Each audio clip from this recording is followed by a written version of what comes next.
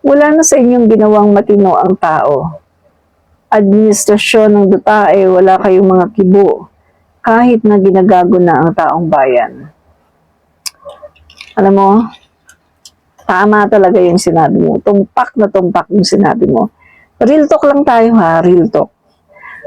Alam mo, kung i-recall natin no, sa panahon ni Duterte, pandemic, pero wag ka, walang ayuda. Sabi ko nga, di ba, isa ako sa walang ayuda. Dahil sa pagiging incompetent at pagiging inutil ng Duterte administration, dumami ang community pantries. Anong ginawa ng mga tao ni Duterte? Nagalit pa kay Ana Patricia. Kasi nga, dahil sa ginawa ni Ana Patricia, kitang-kita yung pagiging incompetent at pagiging inutil ng Duterte administration. Kaya nagalit at kanilang ni-red tag na kesyo NPA daw, etc. etc. Tapos ito pa ha, sa Duterte administration, nakita niyo naman di ba yung mga katiwalian? Yung PhilHealth nga lang eh.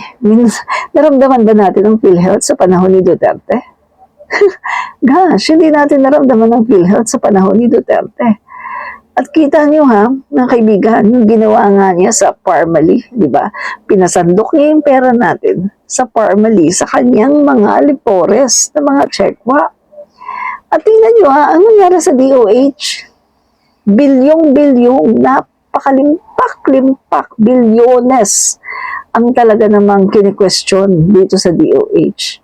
At nakarating nga yan sa Senate, diba? Blue Ribbon Committee. Pero nagalit pa si Duterte at huwag daw iimbitahin yung kanyang mga cabinet member. At sabi pa niya, sige, pag pinagpilitan nyo, magkakasubukan tayo. Ipinagtanggol niya. Naging lawyer siya sa kanyang mga tiwaling opisyales. At ano pa? Yung COVID-19 response ni Duterte, gosh, tayo may isa sa pinakamahabang lockdown. Pagkatapos, kita nyo naman, di ba? Palpak. Hanggang yung ating ekonomiya ay talaga namang namatay. Ang ekonomiya natin.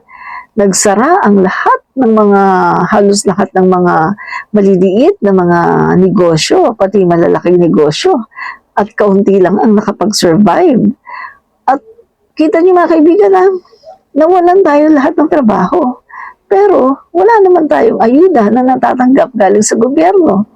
Yung ating mga drivers na mamalimos sa kalsada. Pagkatapos sinabihan lang ni Duterte na mahirap kayo, mamatay kayo sa gutom. Sinabihan lang na gano'n, napakarami nating kababayan na namamalimos na lang sa kalsada para lang makaraos. At walang tulong ni Duterte. Ano pa? Yung ginawa niya sa agriculture, pinahirapan niya ang ating mga magsasaka, ay talagang nang umiiyak ang ating magsasaka. Magsasaka ha, pero walang bigas. Diba? So, samantala ngayon, ang ginagawa ng Marcos admin, kita niyo naman, binura ang lahat ng pagkakautang ng mga magsasaka. Binigyan ng lupa ang mga walang lupang magsasaka at yung mga may lupa pero walang titulo, binigyan ng titulo, binigyan pa ng financial assistance. Pagkatapos, galit na galit pa rin sila kay President Marcos Jr. Pagdating naman sa PhilHealth, kita niyo naman mga kaibigan yung ginagawa ng admin ngayon tungkol sa PhilHealth.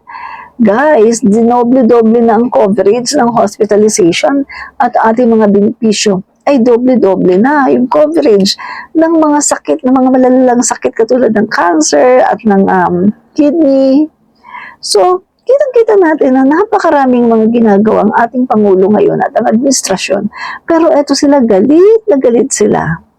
Kung titingnan natin guys, wala nang reason yung kanilang pagkagalit.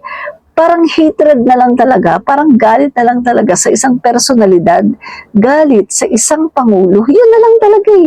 Wala na yung humanity, wala na yung reason. Di ba, dapat kapag nagagalit ka dapat dahil kapag masama ang ginagawa. Pero ito mga DD sheets, mabuti ang ginagawa ng pangulo, pero galit sila.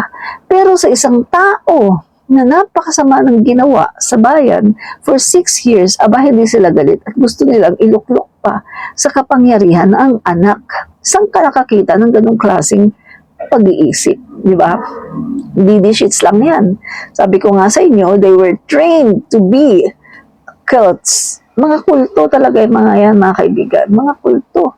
Yung bang ini-embrace nila, yung pagiging kapangitan ng pagkatao, ng kanilang iniidolo, ini-embrace nila yung mga kasamaan ng ugali, ng kanilang iniidolo, no matter what, basta hindi sila BBQ. Kasi yun ang gusto nila at yun ang gusto nilang mamuno sa ating bansa.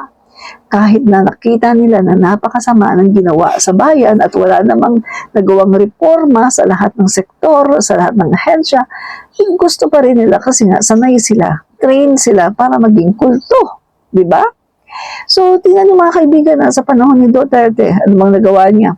Pinarami lang niya ang pogo, ginawa niyang legal. O, lumaganap ang kriminalidad sa bayan natin, lumaganap ang andyan yung scam, torture, kidnapping, at lumaganap mga kaibigan, yung katiwalian sa buong administrasyon ni Duterte. At hindi lang yan yung ating West Philippine Sea, ibinigay niya ang control sa China. Kaya tayo ay binubuli ng China. At gusto pa niya maging province of China tayo. So mga kaibigan, sobrang laki talaga ng kasalanan ni Duterte sa bayang Pilipinas at sa mga Pilipino. Pero meron tayong grupo ng tao na tinatawag ng mga DD sheets na mga walang utak. Na ang utak nila mga kaibigan, I think, may utak man sila pero hindi na nila ginagamit. Kasi nga, kulto sila sanay sila na maging sunod-sunuran, maging tuta sa kanilang pinapanginoon. At yun, yung mga Duterte. So sabi ko nga mga guys, kahit nagutumin sila ng mga Duterte, kahit na hindi sila pakainin, kahit na pagmalupitan sila, Duterte pa rin sila kasi nga sila ay kulto. Diba? Pero nagpapasalamat tayo kasi 1% na lang naman sila no? Nasa 1 to 10% na lang sila at hindi na sila madadagdagan pa dahil dahil ang mga Pilipino ngayon ay talagang gising na, no? Buhay na ang ating diwa at gising na ang mga Pilipino sa lahat ng mga kasamaan na ginawa ni Duterte. Diba mga kaibigan? So yung Parmali, kita nyo, binigay niya yung kontrata sa Parmali. Pinasandok niya ang pera ng Department of Health sa Parmali kahit alam niya na fight yung pharmaceutical company na yan na isang fight at wala namang limpak-limpak na salapi para matugunan yung pangailangan natin sa mga face mask, mga face shields, pero ibinigay niya doon yung kontrata. At kita niyo mga kaibigan na maraming mga face mask, mga face shields na hindi naman na-i-deliver. So, in short, hinayaan lang ni Duterte na lukuhin tayo ng mga Chekwa na yan. Wala siyang ginawa, mga kaibigan. Siguro, kumita din siguro siya doon, kaya okay lang din sa kanya, di ba? So, kung titignan natin mga kaibigan, ang dami talagang kapalpakan ni Duterte. Ang dami talaga niyang mga nagawang palpak, no? Lalong-lalo na sa yung agriculture, anong ginawa na sa agriculture? Grabe. Sabi ko na yata yung kanina, pinahirapan yung mga farmers natin. Farmers, walang pagkain. Farmers, walang bigas. Diba? Pero ngayon, kita mo naman, pampered ang ating mga farmers at talaga nagpapasalamat kay PBBM. Diba? At sa awa ng Diyos, kahit na ganito ang ginagawa nila sa Pangulo natin, never pang namalimos ang ating mga kababayan para lang makakain. Dahil ang Pangulo natin ay patuloy pa rin siya na nagbibigay ng mga financial na tulong sa ating mga kababayan. No? At yun nga mga kaibigan, gumawa nga ng bagong programa, yung AKAP. Diba?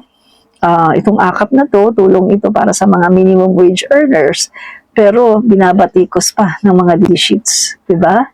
So, titignan natin mga kaibigan, napaka-toxic talaga ng mga DD sheets. Okay lang sa kanila kahit na mahirap, kahit nagaguhin, tarantaduhin sila ng mga ng uupo, no? So, yung kanila mga kaibigan ay idolatry na yan. Hindi na sila para sa bayan, kundi para sa kanilang idolo na pinapanginoon. At siya yung mga Duterte.